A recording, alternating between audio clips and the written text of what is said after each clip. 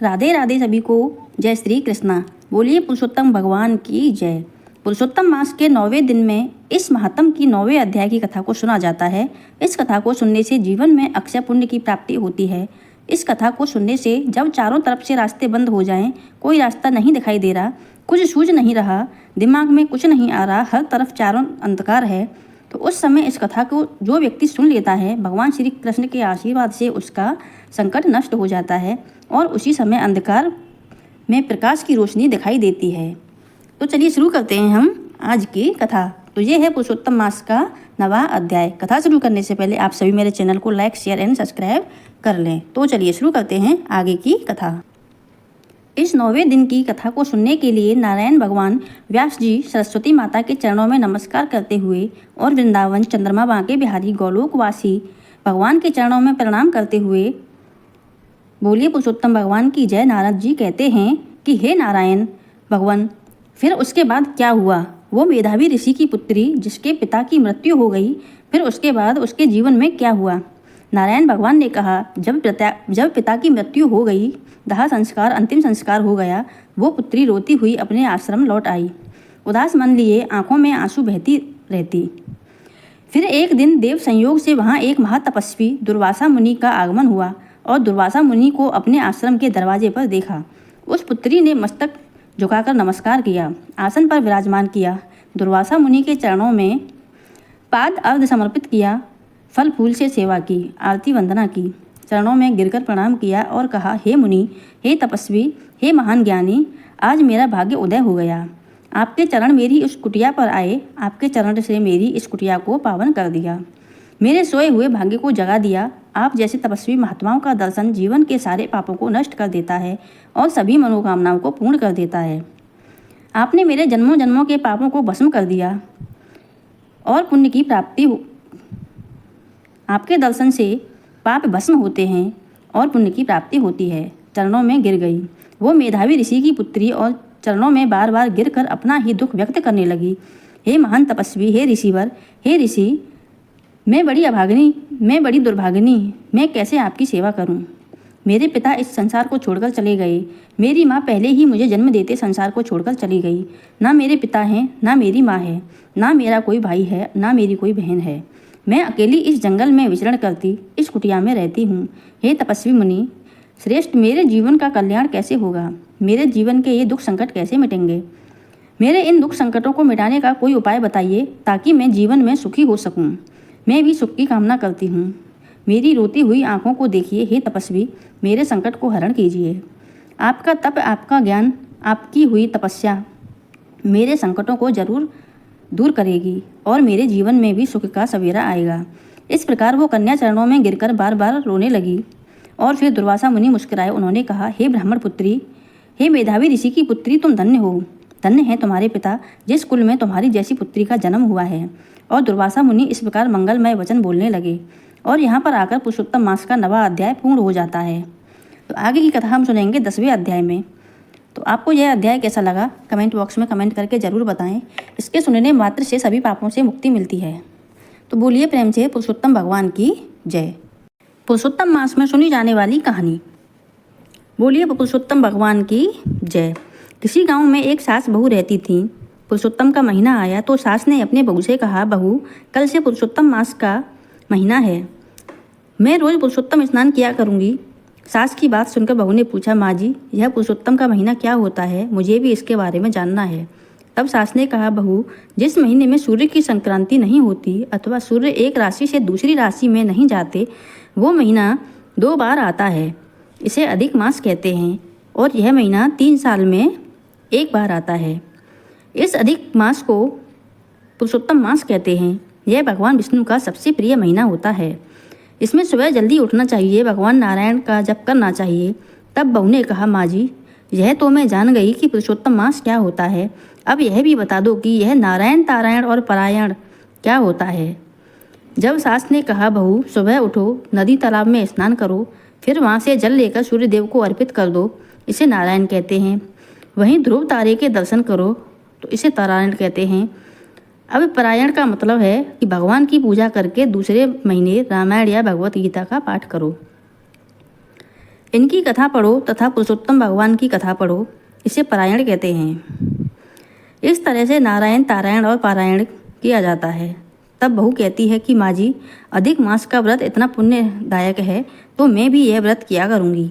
तो सास कहती है, नहीं नहीं, तुम मत करो, मैं ही करूँगी। अगर तुम भी व्रत करोगी तो घर का काम कौन करेगा। वह चुप रही, लेकिन मन में ठान लेती कि मैं भी यह व्रत जरूर करूँगी। मुझे माँ जी को बिना बताए यह व्रत क्यों ना करना पड़े, लेकिन मैं यह व्रत अवश्य करूँगी। दूसरे दिन पुरुषोत्तम का महीना शुरू हो जाता है तो सास सुबह जल्दी उठी, तालाब में नहाने चली गई। सास के जाने के बाद बहू उठी और सोचा कि जब तालाब पर तो नहाने नहीं जा सकती। उसने मटके में पानी देखा तो पानी नहीं था, लेकिन जिसमें मटका रखते हैं उसमें थोड़ा सा जल भरा हुआ था। तो उसने उस पानी से नहा लिया और कुएं से ताज़ा पानी लाकर नारायण तारायण किया। उसके बाद उसने जल्दी जल्दी घर का सारा काम किया। अचानक जोर से सास की सांस लेने की आवाज़ आई। सास घर आती है तब बहू सब काम कर लेती है। ऐसे करते करते कई दिन निकल गए। एक दिन की बात है, बहू को काम में थोड़ी देर हो गई और वह कुएं से पानी भरने गई। उसने कुएं से पानी भर लिया, लेकिन जैसे ही उसने घड़ा उठाया तो वहाँ घड़े उठे ही नहीं। वह बार बार कोशिश करती लेकिन घड़ा नहीं उठा। वह सोचने लगी, मैं रोज़ पानी भरकर ले जाती हूँ, फिर आज यह घड़ा क्यों नहीं उठ रहा। तब वह इधर उधर देखती है कि कोई मिल जाए तो घड़ा उठवा लूँ। तभी उसे एक लड़का दिखाई देता है। वह उस लड़के को बुलाती है और कहती है, भाई ज़रा मेरी मदद कर दो, मेरा यह घड़ा उठवा दो। तब वह लड़का उसका घड़ा उठवा देता है और कहता है, सास नहावे कुंडे और बहू नहावे कुंडे। यह कहकर वह चला जाता है और बहू भी चली जाती है। अब रोज़ ऐसा ही होने लगता। बहू पानी भरने आती, पानी भरकर घड़ा नहीं उठता। वह लड़का रोज़ आता और घड़ा उठवाता और रोज़ वही कहता, सास नहावे उंडे, बहू नहावे कुंडे। तो एक दिन बहू ने पूछा, तुम रोज़ ऐसा क्यों बोलते हो। तब लड़का ने कहा, क्यों, तुम रोज़ नहाती हो तो कुंडे से पानी इसलिए कह रहा हूँ। बहू ने कहा, तुम्हें कैसे पता। तब उस लड़के ने कहा, मुझे सब पता है। तब बहू सोचती है कि मैंने ही कभी कह दिया होगा और इसने सुन लिया होगा। फिर बहू ने कहा, अच्छा यह बताओ तुम्हारा नाम क्या है। तो लड़के ने कहा, क्या करेगी मेरा नाम जानकर, मैंने तुम्हारी मदद करवा दी, वही बहुत है। इस तरह दिन बीतने लगे और बहू रोज़ नाम पूछती, लेकिन लड़का अपना नाम नहीं बताता। एक दिन बहू जिद करने लगी कि अपना नाम बताओ। तो वह लड़का कहता है, ठीक है, मेरा नाम दामोदर है। इधर पुरुषोत्तम भगवान का महीना पूरा होने वाला था तो सास बहू से कहती है, बहू अधिक मास का महीना समाप्त होने वाला है, मुझे जोड़ा जमाना है, तुम 5 तरह के पकवान बना लेना। यह सुनकर बहू सोच में पड़ जाती है कि अब मैं जोड़ा कैसे जमाऊंगी, कहाँ से जोड़ा लाऊंगी। अगर घर में जोड़ा जमाऊंगी तो सासू माँ को पता चल जाएगा और पता चल गया तो वो गुस्सा करेंगी। इस तरह सोचते सोचते पूरी रात बीत गई और सुबह बहू स्नान पूजा करके कुएं में पानी भरने जाती। दामोदर वहीं बैठा मिलता है। बहू को दुखी देखकर वह पूछता है कि क्या बात है, तुम आज उदास हो। तब बहू ने सारी बात दामोदर को बताई कि पुरुषोत्तम मास खत्म होने वाला है और मुझे जोड़ा जमाना है, तो मैं कैसे जमाऊंगी। तब दामोदर कहता है कि तू चिंता क्यों करती है, मैं आ जाऊंगा। तब बहू कहती है कि मुझे जोड़ा जमाना है, तुम्हारी बहू कहाँ है। तब वह कहता है, तुम चिंता मत करो, वो भी आ जाएगी, तुम बस 2 थाली लगाकर तुलसी वृंदावन में रख देना और घंटी बजा देना, हम आ जाएंगे। बहू को कुछ समझ में नहीं आता। वह कहती है, तुम कैसे जाओगे, तुम्हें क्या मेरा घर पता है।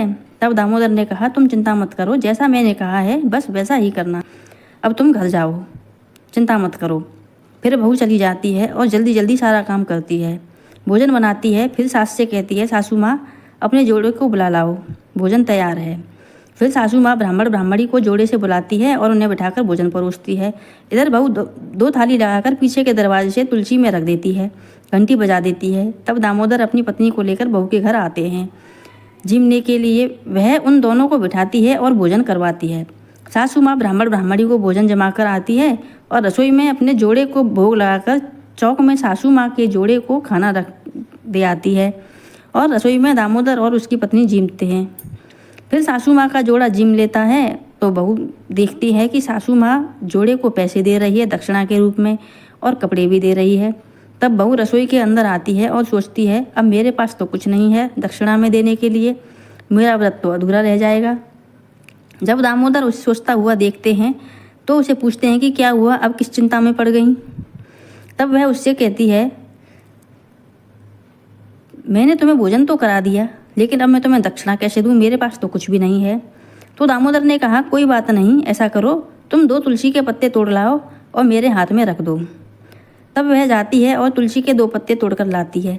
पत्ता दामोदर के हाथ में रखती है और पत्ता उसकी पत्नी के हाथ में रख देती है। वह तुलसी का पत्ता रखकर जैसे ही पीछे होती है तो तुलसी का पत्ता सोने का सिक्का बन जाता है।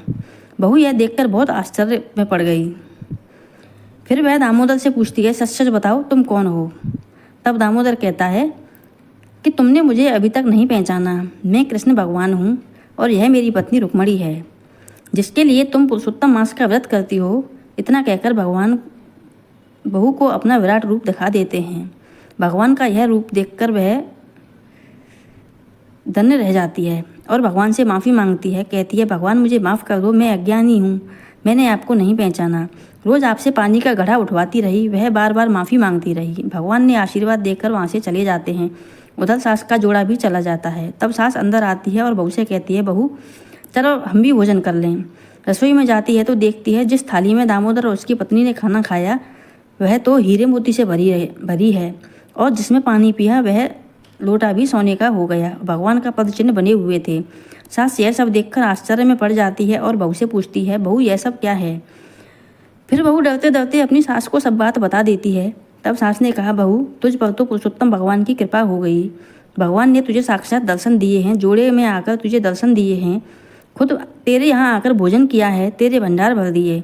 इस तरह सास बहू का अधिक मास पूरा होता है। भगवान की कृपा से यहाँ अन्य धन के भंडार भर जाते हैं, उनकी सब मनोकामनाएं पूर्ण हो जाती हैं। जय हो पुरुषोत्तम भगवान की, जय हो पुरुषोत्तम भगवान की। तो आपको यह पुरुषोत्तम मास की कहानी कैसी लगी कमेंट बॉक्स में कमेंट करके ज़रूर बताएं।